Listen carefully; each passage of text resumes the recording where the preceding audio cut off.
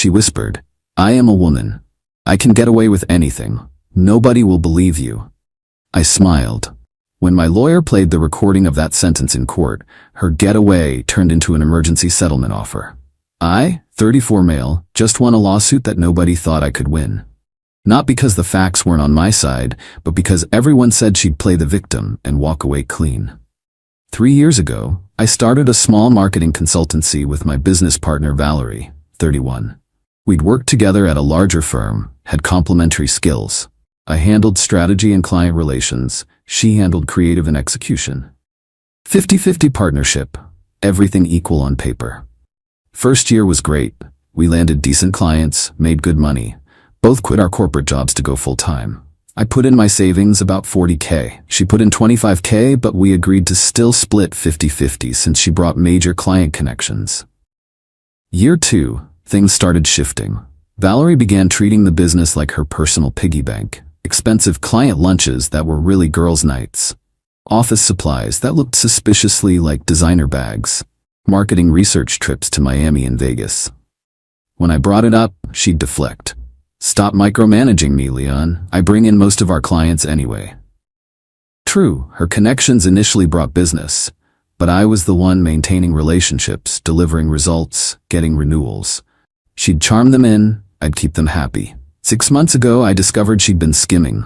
Not obviously, little things. Inflating expense reports by 10 to 20%. Billing clients for hours she didn't work, then pocketing the difference. Taking cash payments off the books. I confronted her privately, showed her the evidence, said we needed to make this right. She laughed. Actually laughed. What are you gonna do, Leon? Report me? Sue me? I'm a young woman in business. You're a man in his 30s. Who do you think they'll believe?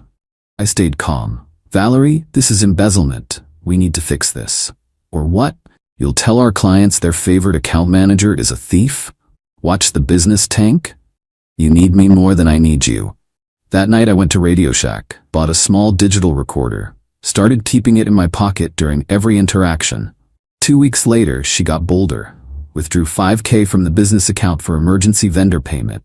No vendor, no emergency. Just her new boyfriend's birthday trip to Cabo. I called a meeting. Just us in the conference room. Valerie, you took $5,000, that's theft. Prove it. I have the bank records. So? I'm a partner. I can withdraw money. For business expenses, not personal trips. She leaned back, smiled. You know what, Leon? You're right. It was wrong. I thought maybe she was coming to her senses, but here's the thing, she continued. I don't care, because you're not going to do anything about it. Why would you think that? She leaned in close, whispered so soft I almost missed it. Because I'm a woman, I can get away with anything. Nobody will believe you. Then louder. Everyone knows women in business face discrimination. If you come after me, I'll say you've been harassing me, creating a hostile work environment, maybe even some light sexual harassment. Who do you think they'll believe? The young female entrepreneur or the older male partner who's upset about money? The recorder in my pocket caught every word. You're threatening to make false allegations. I'm explaining reality, Leon. This is how the world works. I take what I want, you stay quiet, we both make money. Or you make noise, I destroy your reputation and we both lose everything. Your choice. I nodded. I need to think about it. Smart man, think hard. That afternoon I called my lawyer buddy Harrison, played him the recording. Holy hell, Leon, she actually said that? Every word. You're in a one-party consent state. This is legal. This is gold. What do I do? Document everything. Every penny, every threat. Keep recording. Build a case so airtight she can't breathe. So I did. For 3 months, I became the world's most thorough accountant, spreadsheets comparing her reported hours to actual work. Bank records showing every suspicious withdrawal. Emails where she bragged to friends about working the system. And I kept recording. She got comfortable with my silence, started saying wilder things. Honestly, being a woman in business is like having a superpower. Cry a little, claim sexism, get whatever you want. I could literally steal every client and Leon couldn't do anything. One Me Too post and his career is over. Men are so easy to manipulate, especially the good ones. They're terrified of being called sexist. 2 months ago she made her move. Registered a new LLC, Started reaching out to our clients privately, offering to work with them directly for less money. When I confronted her, she shrugged. Free market, baby. They can choose who they want to work with. You're violating our non-compete. Sue me then. Oh wait, you won't. Because you know what I'll do. I smiled. You're right, I won't sue you. She smirked. Knew you were smart. I won't sue you for the non-compete. I'm suing you for embezzlement, fraud, theft, breach of fiduciary duty, and defamation. Her face went white. What? My lawyer will be in touch. Update 1. The legal steamroller started slow but picked up speed fast. Harrison filed the lawsuit with enough documentation to choke a horse. Bank records, falsified expense reports, client billing discrepancies. But we held back the recordings initially. Strategy. Valerie hired Diane Kellerman, known for aggressive defense of female executives. First move was predictable. Motion to dismiss based on retaliatory litigation. Her filing claimed I was punishing her for refusing romantic advances and asserting her independence as a woman in business. Exactly what she said she'd do. Harrison was ready. Response included affidavits from 5 female clients stating I'd always been professional. Plus emails from Valerie to her friends calling me boring but useful, and too vanilla to even flirt. Motion denied. Then came the discovery phase. This is where it got beautiful. Valerie's lawyer demanded all my communications, looking for anything remotely questionable. We complied. Thousands of boring emails about profit margins and client deliverables. We requested her communications. She tried to claim privilege, privacy, irrelevance. Judge ordered production. The emails were a goldmine. Her bragging to friends about finessing the business accounts. Telling her sister she found a goldmine sucker in me. Planning with her boyfriend to start a competing firm with our client list. But the best part? She didn't know about the recordings yet. Deposition day came. Valerie showed up in her power suit, ready to play the victim. Her lawyer started soft. Miss Drake, have you ever felt discriminated against as a woman in business? Constantly. It's a boys' club. You have to fight for everything. Has Mr. Canton ever made you feel uncomfortable? He questions every decision I make. Classic micromanagement. It's exhausting being the only woman in the room. Harrison took over cross-examination. Miss Drake, did you withdraw $5,000 on March 15th? For business expenses, yes. What vendor was paid? I don't recall specifically. Was it for a trip to Cabo? Her lawyer objected. Relevance? Goes to misappropriation of funds, Your Honor. Overruled. Answer the question. Valerie shifted. There may have been some personal expenses mixed in. I was planning to reimburse. Have you reimbursed? Not yet. It's been 4 months. I've been busy. Harrison pulled out bank records. These show 16 similar withdrawals over 2 years, all claimed as business expenses, none with corresponding vendor payments. Total of $34,000. Those were all legitimate expenses. Can you provide receipts? Leon handled the filing system. He probably lost them. Always someone else's fault. Then Harrison asked the setup question. Ms. Drake, have you ever stated that being a woman gives you advantages in business disputes? She snorted. That's ridiculous. Women face nothing but challenges. Have you ever suggested that you could make false allegations if Mr. Canton challenged your business practices? Absolutely not. I would never. Have you ever said that nobody would believe Mr. Canton over you because you're a woman? Her lawyer jumped up. Objection. Counsel is badgering. I'm asking if specific statements were made, Your Honor. Overruled. Miss Drake, answer. Valerie looked confident. No, never. That's insulting to suggest. Harrison smiled. No further questions at this time. After deposition, Valerie was cocky, told mutual friends I had nothing but jealousy and the case would disappear soon. She posted on LinkedIn about standing strong against workplace retaliation and the challenges of being a successful woman. Got tons of supportive comments. She was building her narrative. Then we amended our filing to include the recordings. Update 2. Valerie's lawyer called Harrison the same day she got the amended filing. What is this? Evidence, Diane. All legally obtained in a one-party consent state. This changes things. Yes, it does. We need to discuss settlement. My client isn't interested in settling. That was true. I wanted this on record, publicly. But Valerie wasn't done playing dirty. If the legal system wouldn't work, she'd try the court of public opinion. She went nuclear on social media. Without naming me directly, her lawyer probably warned her about defamation. She posted a series of My Truth videos.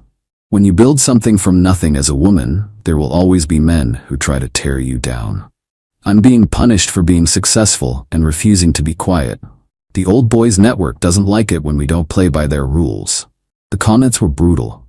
People who didn't know the facts rallying behind her. Some found my LinkedIn, started leaving nasty messages. Sexist pig. Stop harassing women.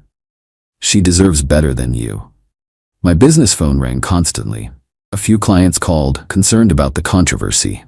I stayed quiet. Harrison advised saying nothing. Let her dig her own grave. She kept digging. Started a GoFundMe for her legal defense against workplace retaliation. Raised $8,000 in a week. People love supporting the underdog. Then she made a mistake. Got cocky. Did a podcast interview about women in business.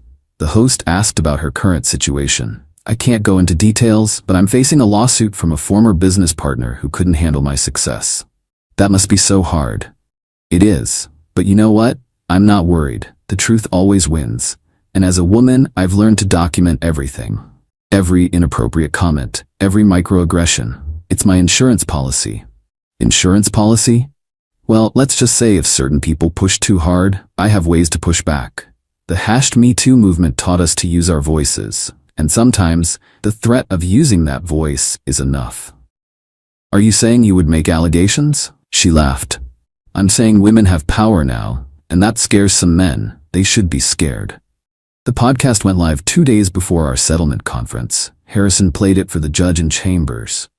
Your Honor, this demonstrates a pattern. Ms. Drake has repeatedly suggested she would make false allegations to avoid accountability. Diane tried damage control. That's taken out of context. Then let's provide context, Harrison said, and played the recording. Valerie's voice filled the room. Because I'm a woman, I can get away with anything. Nobody will believe you. The judge's face was stone. Then Harrison played more. Her bragging about manipulating the system, threatening false harassment claims, calling it her superpower. Diane slumped in her chair. The judge looked at Valerie. Miss Drake, did you make these statements? They're out of context. The context seems clear. You threatened to make false allegations to cover up embezzlement. You stated explicitly that you could get away with anything because of your gender. Is that accurate? I was. It was a heated moment. Multiple heated moments over several months? Silence. The judge continued. I've seen a lot in my 20 years on the bench, but rarely have I seen someone so brazenly admit to planning false allegations. This is not just about the financial crimes, Miss Drake. You've weaponized the very real struggles women face in business for your personal gain. He turned to Diane. I strongly suggest you counsel your client on the benefits of settlement, because if this goes to trial, these recordings will be public, and I suspect the jury pool won't be sympathetic to someone who treats harassment allegations as a get-out-of-jail-free card. Final update. The settlement negotiations were brief. Valerie had to repay all stolen funds, $34,000 plus interest, buy out my share of the business or dissolve it. She chose dissolution. Pay my legal fees, $22,000, sign a non-disparagement agreement, issue a public statement admitting to financial misconduct. That last one was the hardest for her to swallow. This will ruin my reputation. Your actions ruined your reputation, Harrison replied. This just makes it official. Her GoFundMe had to refund everyone and shut it down. Some donors were pissed when they learned the truth. The statement went live on a Friday. Short but devastating. I, Valerie Drake, admit to misappropriating funds from Drake Canton Consulting through false expense reports and unauthorized withdrawals. I further admit to threatening false allegations to avoid accountability. I apologize to Leon Canton and to the business community for my actions. The LinkedIn warriors who'd attacked me deleted their comments real quick. Some even messaged apologies. Her podcast appearance got pulled. The host issued a statement distancing herself. But the real karma came from an unexpected place. Remember her new boyfriend? The one she took to Cabo with stolen money? Turns out he was only interested in her successful businesswoman image. When that crumbled, so did his interest. He left her 2 weeks after the settlement. But not before she'd co-signed a lease on a luxury apartment she couldn't afford alone. Valerie tried reaching out last week. New number, but I recognized the writing style. Leon, I know you hate me, but I need help. I can't make rent and nobody will hire me. Can you at least give me a reference saying I wasn't that bad at the creative work? I didn't respond. She tried again. You won. I lost everything. Isn't that enough? Still didn't respond. Final text. I guess you're the one getting away with everything now. Hope you're happy. I am actually. Business is rebuilding. Clients who left are coming back. Even landed 2 new ones who specifically said they appreciated how I handled things professionally. Started dating someone recently. Told her the whole story on our 3rd date, just to be transparent. She said, good for you. People who weaponize real issues for personal gain make it harder for actual victims. Exactly. Last I heard, Valerie moved back with her parents. Working retail while trying to rebuild. She started a new Instagram. All motivational quotes about rising from ashes and learning from mistakes. Comments are turned off. The recordings? Still have them. Backed up in triplicate. Because you never know when someone might try to rewrite history. Learned a lot from this. Document everything. Trust but verify. And when someone tells you they can get away with anything, make sure your recorder is running. Because nobody, man, woman, or otherwise, should get away with threats, theft, and lies. The law doesn't care about your gender, it cares about evidence, and I had 3 months of it. Game over.